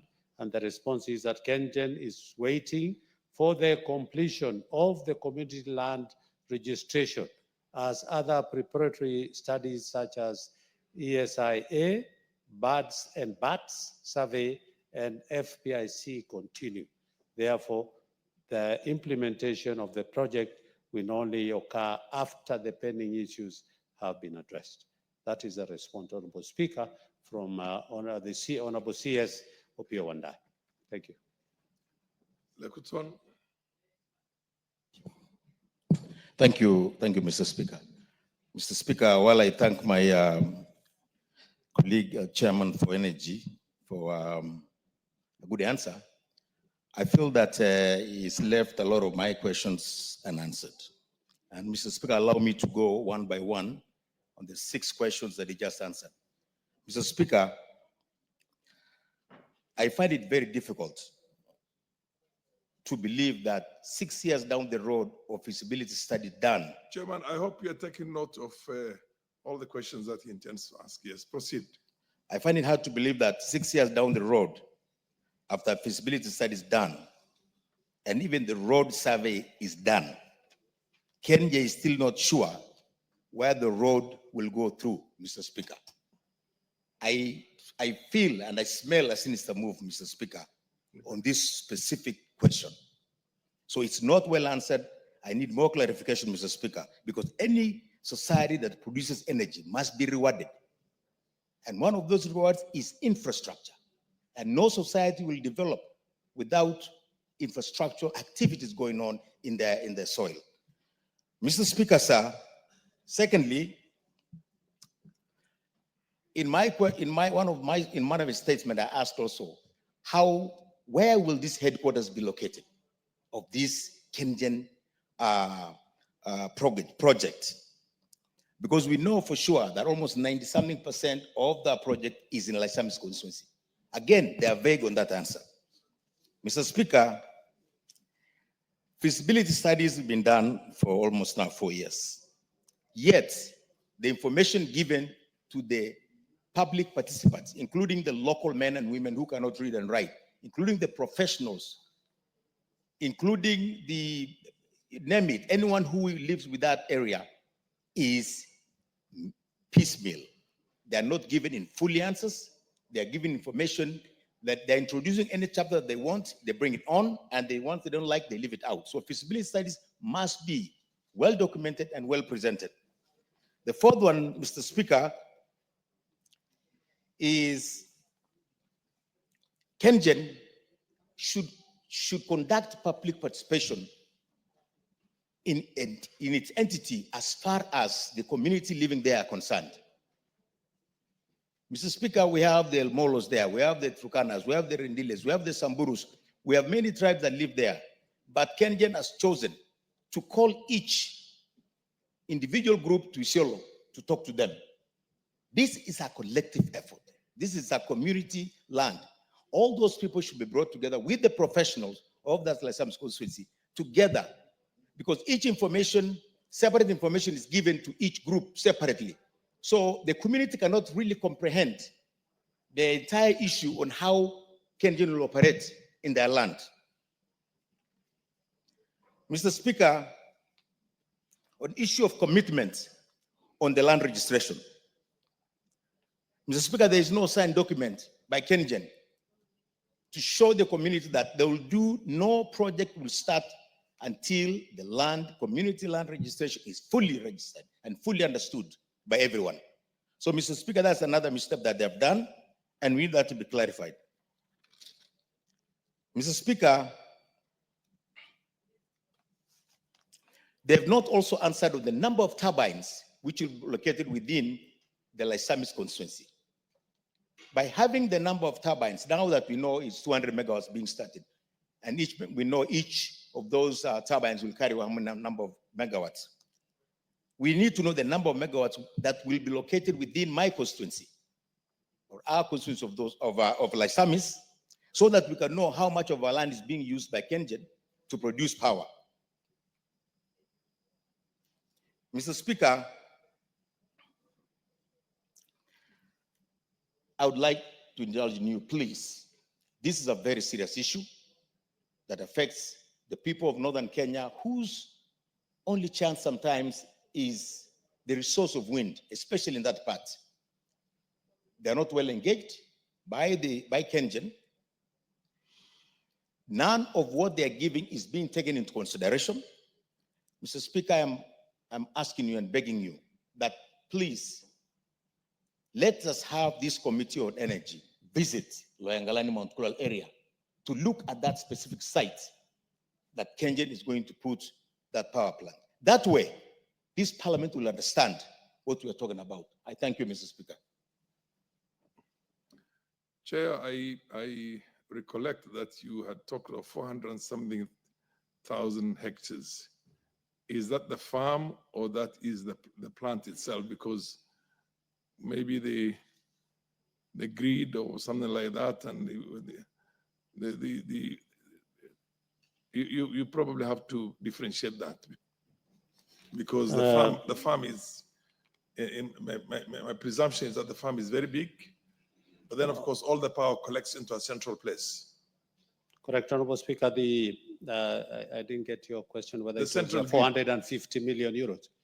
No. The acreage. You didn't give acreage, yes. Acreage, Honorable Speaker, is 49,800 hectares. Now proceed That and is what will be. answer the issues that were Thank you. raised by Honorable Speaker, I appreciate the very keen listening of the person who had requested for this response, that is Honorable Lekuton. Honorable Speaker, yes, I agree with him. 6 years down the line is quite a long time.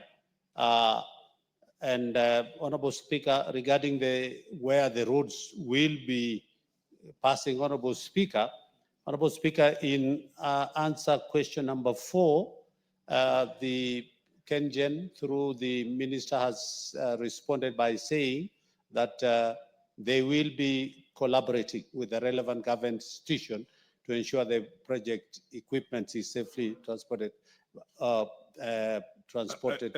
Order. Okay, I agree. Order. I noticed that the honorable questioner is on a point of order, and I have a feeling the issue is raising because there's something you touched on. Proceed. Thank you, Mr. Speaker. Mr. Speaker, the chairman keep on referring government agencies. Mr. Speaker, what happened to communities who live in that land? Can they be the first point of contact? Can they be the first people to be asked what needs to be done in their land, Mr. Speaker? Chairman, continue, but the feeling I get is that you're saying a collective government agencies approach, but proceed. We're trying to get this as clear as possible. It's a very important issue that needs to be clarified fully. Honorable Speaker, I totally agree, and these are the issues that I'll be raising again with the ministry for clarification. Okay. But of course, as our standing Honorable Speaker, yes. I'm very limited in terms of unless I go back and be able to. But I totally agree with all the issues, the 6 issues which have been raised by Honorable Ekuton as to the location of the headquarters. It is not mentioned, and that as to full disclosure of public participation, I totally agree. They gave names of council of elders, some people that they met. But again, Lekutoni is talking about the Turkanas and the other communities that are living there who are not mentioned, and they were never involved in the public participation. In terms of the land registration, Honorable Speaker, on that, and the answer to question number 6 is that they are saying Kengen is waiting for the completion of the community land registration. So that has not been done. Once it is done, that will be And who's brought. supposed to do that? Pardon? Who's supposed to do that? It is Kengen. It is Kengen. Yes. Because Kengen is waiting for something that has to be done by Kengen. Kengen is waiting for the completion of the land because it's a process. It is not the ministry. under the Kengen is ministry. waiting for the completion of the land registration by Kengen. Not by Kengen. By who? By, I think, the Ministry of Lands and the people and the county government of Marsabit, I think. I want to believe that that is the process. But again, I will be checking this. I will be taking all this. Honorable Rasso, who also comes from the same region, is on a point of order. Let's hear you, Honorable Rasso. Thank you very much, Honorable Speaker. Honorable Speaker, listening to the chairman, with benefit, giving him the benefit of doubt, I think these answers are coming from the ministry. There's the famous Lake Turkana wind power that generates 360 kilowatts. Megawatts to the national grid. You know, the reason why the communities went to court is exactly on what Kengen is doing. Because there was total denial of participation of the community. And yet they had used almost land, almost 150,000 acres. Even in this particular one, the Honorable Joseph Lepton sitting here, he has never been involved in this. And he's a member of parliament. He represents those people. If the member himself is not involved, who are these others who are being consulted, being contacted by Kengen? So for that reason, I think the honorable colleague is right. Let them go back. Let them sit with the member. Let them sit with leadership of Marsabit, because eventually this is a natural resource. Although it will benefit the immediate host community, it will benefit the larger community of Marsabit. Thank you, Honorable Speaker. Chairman, the chair clearly takes note of the limitations that you are placed in. Unfortunately, our current constitution and chairs now doing the work that used to be done in the previous constitution by ministers who were in the executive, or basically were both in the executive as well as legislature. It puts you into a conveyor belt, basically being just a conveyor belt. But I think if we can get more what do you call answers sought by the members, then you could take down all those questions or other more questions raised by the members, and then we decide on another date, because clearly it doesn't seem to be up to the expectations and the standard of answers that this House is prepared for, in my opinion. Yes, Vanessa. Yes, Bissau, the Honorable Bissau. Honorable Speaker, thank you very much for giving me this opportunity. I think the issue is across board. And when I look at the answers that are always given from the energy side, it's like quick fixes. You'll ask yourself a question like, we are blessed with half of the year with the sun, if not more. Why don't we think outside the box and ensure that we also utilize these natural resources and go solar? Secondly, we know power purchase agreement, PPAs. There's been a complete blockade on PPAs. If we sort of liberalize the market and allowed more players with better technology in this republic, we'll have more suppliers competing with the existing ones and ensuring that we're also getting the power supply at lower rates. So what I expect also from the Energy Committee and the ministry is to think outside the box, be ahead of, let's appreciate the natural resources we have. And two, in support with Honorable Ekuton Marsabit, this is the host community. The host community must be part and parcel of originating the supply chain by involving the local leaders in the whole process. And that is how even the multinationals have succeeded or they've failed. And their failure or success starts with respecting the host community. So in a nutshell, Chair Energy, let's think outside the box. Let's ensure that we have value for money, but at the same time also take advantage of the natural resources. We have sun. Let's get solar, more and more solar. We've got the sea. Let's get more and more wind and open up the market for more players. Thank you, Mr. Speaker. The Honorable Dr. Yeah, thank you, Honorable Speaker. Honorable Speaker, I do agree with you that most of the chairs are conveyor belt. So even as we blame them, we have also to bear with mind that they are not able to answer the question straight. But Honorable Speaker, I just want to confirm that the Chair Energy has been doing a good job. There's a question I addressed, Honorable Speaker, almost for the last 1 year, and he got it sorted for the time he has been there in 2 weeks. So I want to congratulate him. But when I listened to that statement, Honorable Speaker, the cost of the project was also given in euros. And you know we are addressing Kenyans. I think even tell the PS, even they talk about euros, it's good to have in brackets how much it is in Kenya shillings, because Kenyans can relate to the Kenya shillings, not euros. That will help us. That probably is because of the fact that our exchange rates keep on. Yeah, but I'm sure something can always keep on changing vis-a-vis the so-called Honorable Speaker can always indicate somewhere is at this date of exchange rate of this particular, because Kenyans can, when you say 450 million euros, even though those who are in this house, if I ask you a quick question, Honorable Speaker, how much it is, you still start doing calculations. I think just in the brackets an estimated Kenya shilling so that it helps Kenyans appreciate the cost. Thank you, Honorable Speaker. Because these are liabilities, these are debts, and the debts are supposed to be paid usually. Contracts are in convertible currencies. They're either in euros or in dollars, in our case mainly. So it doesn't matter how much the exchange rate is. That is what at the end of the day is our liability as a country. Yes, you have something to raise also. Honorable, proceed. Thank you, Mr. Speaker. I also want to support Honorable Lekuton because I believe that when such mega projects are brought up in a particular area, the members of parliament or the leaders of that area and the community at large should be involved so that they can also bring their views on the issues pertaining their community.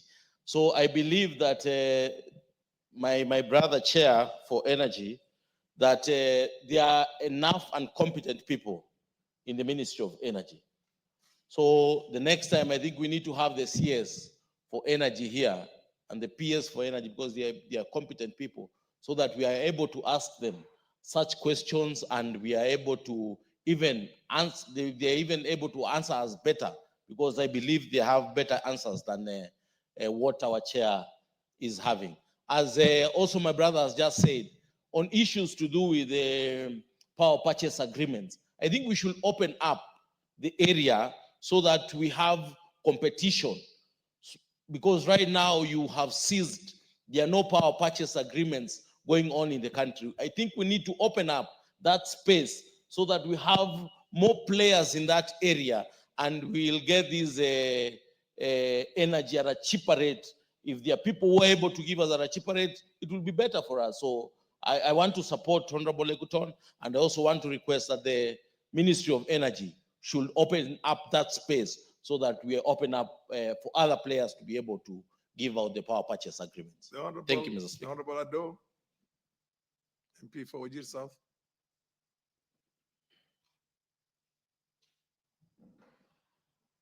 Yeah, just move to the next one. On your right hand side. Thank you very much, Honorable Speaker. Honorable Speaker, public participation. Honorable Lekuton, give an opportunity to the chair to hear what the MPs are raising, the concerns, so that he can take them down. Proceed. Honorable Speaker, thank you so much. Public participation to government decision-making is very vital in any democracy, and Kenya is not an exception. And we have to be very wary of projects like this one being carried out in the name of energy and the provision of services to the people, because I remember very well in the late 80s, in 1988, there was a company called Kenya Oil Service that ended up in northeastern Kenya, and particularly Garissa and Wajir in that region, and also in Marsabit. And claims exist, some of them very verifiable claims, that they buried toxic waste in that area, something that is exacerbating the prevalence of cancer cases in that part of the country. In the middle of last year, I brought, and that was June, I brought a question to this House, and the Speaker ruled on that matter, and the Committee on Environment was tasked with investigating that matter. The then chairman, my honorable colleague, who is now the chairman of Energy, is in the House and can prove what I'm saying.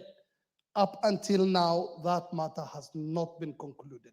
Although it's not the substantive matter that we're dealing with, but the former chair, I think, can, because of the collective responsibility of all the chairs and the majority and the leadership of the House itself, maybe you could raise up that with the person who has taken over from you to be able to bring that at an appropriate moment, because you were there initially. But right now, the issue is on. Thank you. On Marcel. Thank you, Speaker. Now, is this Meli? You intended to raise something on the same. I thought I saw you putting your hand up. Thank you, Mr. What was Speaker. it for? Something else or this? No. I'm just waiting for the non-as with disability. But on the same note, Honorable You don't raise your hand for a matter that has not an order, that has not been, it's not on the floor of the House. So wait until this order itself. Thank you. What you're doing right now is. Chair, Yes. my suggestion is that you take all these concerns. Indeed, there's a wisdom why we have a community land, which is anchored in our constitution to protect that community.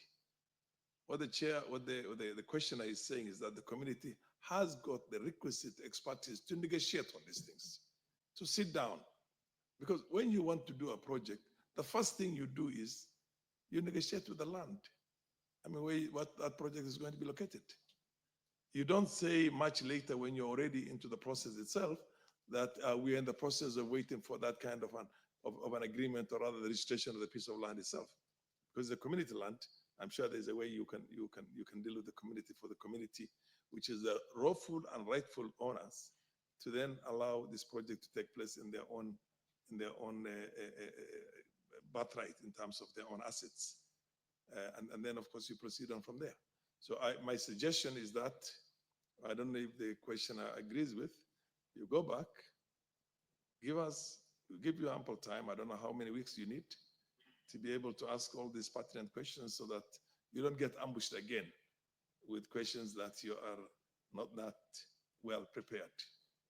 So is there anything else that you want to raise, Lekuton, because you have 6 questions here?